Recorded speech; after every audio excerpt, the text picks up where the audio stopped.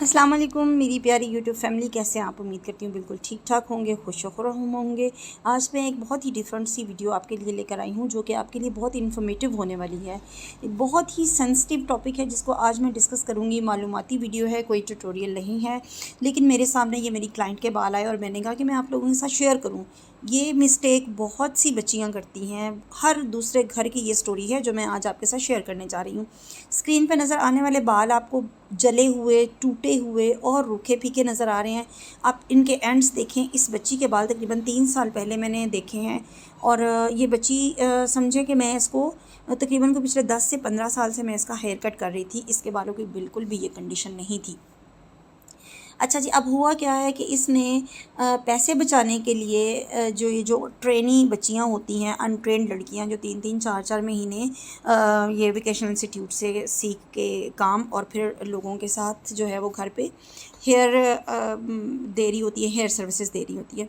देखें, आप लोग अपने दिमाग के किसी कोने में ये बात बिठा लें कि हेयर सर्विसेज जिसमें केराटिन, रिबॉन्डिंग, कलरिंग, ये किसी आम बंदे के बस की बात नहीं होती। 3-4 महीने 6 महीने सीखने वाले लोगों के बस की ये बात नहीं होती। अब इसके आप बाल देख रहे हैं कि किस कदर थिन हो गए हैं। इस तरह के लोग जो हैं 4-6 महीने के सीखे हुए लोग बालों को ख़राब कर देते हैं। इस बच्ची की रिबॉन्डिंग ख़राब हुई है। तकरीबन 10 महीने पहले इसने रिबॉन्डिंग करवाई है। एंड वाला एरिया देखें इसका किस कदर थिन हो चुका है और जो फ्रंट है, जो बालों की जड़ें हैं वो बिल्कुल बर्न हो गई हैं, बाल फूल गया है। इसका जो क्यूटिकल हैं, कुछ ऐसी लट्स हैं जिनके क्यूटिकल ओपन हो गए हैं, कुछ ऐसी लट्स हैं जो बिल्कुल बर्नट हैं, वो कभी दोबारा आ ही नहीं सकती। और मेरी ब्यूटिशियंस बहनों को तो ये बात पता होगी कि बाल अगर रिबॉन्डिंग से ख़राब हो जाता है तो वो रिपेयर नहीं हो सकता। बहुत मुश्किल है, बहुत मुश्किल है। ऑर्गेनिक ट्रीटमेंट से और बहुत सी ऑर्गेनिक जो केराटिन्स हैं उनसे ये बाल ठीक हो सकता है। अदरवाइज़ ये बहुत बड़ी एक मुसीबत है कि अगर आपकी रिबॉन्डिंग ख़राब हो जाती है। अब एंड्स का लुक मैंने आपको दिखा दिया है, फ्रंट का लुक भी आप देखें कि फ़्रंट पे तो ऐसा लगता है कि मज़ीद 2-3 महीने गुजरने के बाद बच्ची के 3 से 4 इंच के जो बाल हैं ना वो सर पे रह जाएंगे, बाकी सब उतर जाएंगे।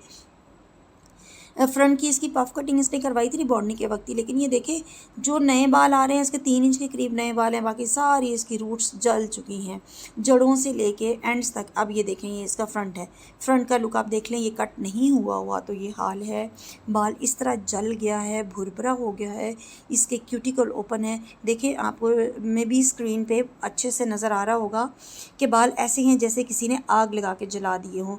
अब यही वो वजह है कि बच्चियाँ पैसे बचाने के लिए, थोड़ी बहुत अमाउंट सेव करने के लिए बच्चियाँ इस किस्म के अनाड़ी लोगों के हाथ लग जाती हैं और वो रिबॉन्डिंग, केराटिन और हेयर स्ट्रिकिंग और इन चीज़ों को बहुत हार्मफुल प्रोडक्ट के साथ इनके बालों पे अप्लाई कर देती हैं और बाल डैमेज हो जाता है।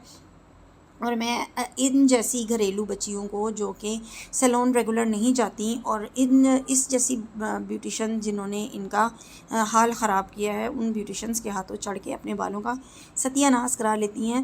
ये उन लोगों के लिए है कि बेटा ऐसे फ़ैशन से बेहतर है कि आप फ़ैशन ना करें।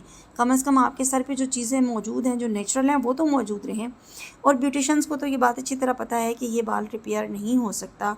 तो मैं जब भी मैंने वीडियो बनाई भी तब भी मैं बहुत दुख में थी। इस बच्ची के लिए भी, ये गांव की बच्ची है और इसने अपने बालों को नॉलेज ना होने की वजह से किसी अनाड़ी के हाथ में दे दिया। 10,000 रुपये भी उसको दिए और अपने बालों के साथ भी ये हशर करा दिया।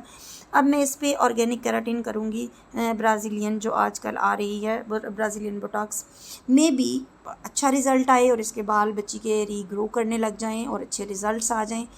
तो आप सब भी दुआ कीजिएगा कि इस बच्ची का जो है वो प्रॉब्लम है वो सॉल्व कर सकूं मैं। मेरे पास ये हिस्ट्री के लिए आई थी तो मैं तो शौक थी और शौक होके मैंने ये वीडियो बनाई कि मैं आप लोगों के साथ भी शेयर करूं कि प्लीज़ प्लीज़ प्लीज़ हमारी जो बच्चियां सैलून नहीं अफोर्ड कर सकती, बेटा वो इस किस्म के फ़ैशंस भी प्लीज़ ना करें।